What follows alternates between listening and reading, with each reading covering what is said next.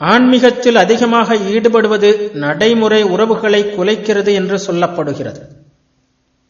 சீன ஞானி கன்ஃபியூசியஸ் வாழ்ந்த அந்த காலத்திலேயே இந்த உலகை கவனிப்போம், இந்த உலக விவகாரங்களை முடித்த பிறகு மறு உலகங்களை பற்றி கவனிப்போம் என்ற கருத்து இருந்தது.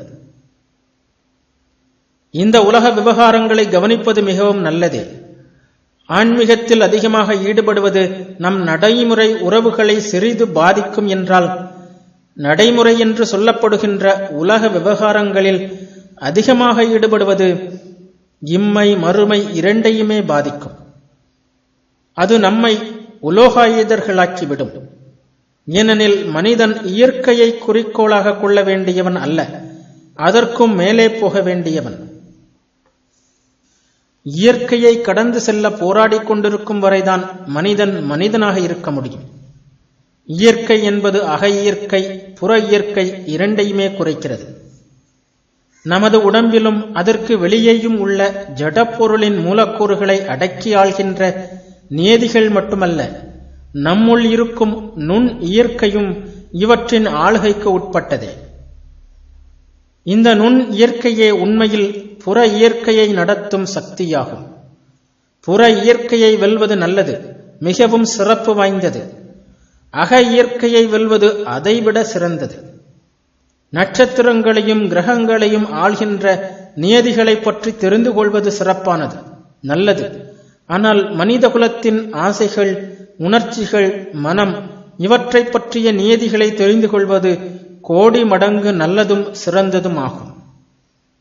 இந்த அக மனிதனை வெல்வது, மனித மனத்தின் நுண்ணிய செயல்பாடுகளின் இரகசியங்களை புரிந்து கொள்வது, மனத்தின் அற்புதமான இரகசியங்களை தெரிந்து கொள்வது, இவை மதத்திற்கு மட்டுமே சொந்தமானவை.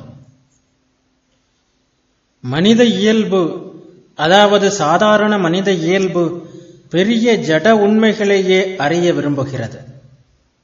சாதாரண மனிதனால் நுண்ணிய எதையும் புரிந்து கொள்ள முடியாது. பாமர மக்கள் 1000 ஆட்டுக்குட்டிகளை கொல்லும் சிங்கத்தை உயர்ந்து பாராட்டுகிறார்கள். இது சிங்கத்திற்கு கண நேர வெற்றி.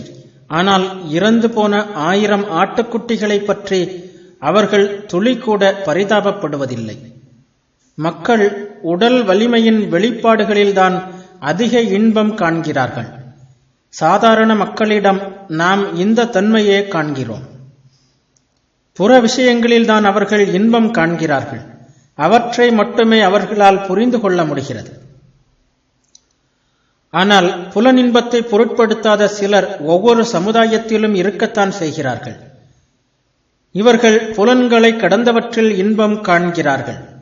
ஜடத்தை விட உயர்ந்ததன் கணநேர காட்சி இவர்களுக்கு அவ்வப்போது கிடைக்கிறது. அதை அடைய அவர்கள் போராடுகிறார்கள். இத்தகையோரின் எண்ணிக்கை பெருகும்போதுதான் ஒரு நாடு உயர்வடைகிறது. பயன் கருதுவோர் இதனை வீண் முயற்சி என்று சொன்னாலும், எல்லையற்றதை நோக்கி செல்லும் இந்த முயற்சிகள் நின்று போகும்போதுதான் ஒரு நாடு தாழ்வடைகிறது.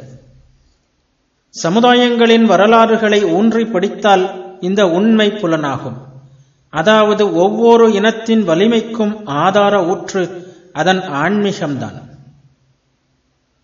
ஆன்மீகம் தளர்ந்து உலோகாயுதம் வலுப்படும் போது அந்த இனத்தின் வீழ்ச்சி தொடங்குகிறது.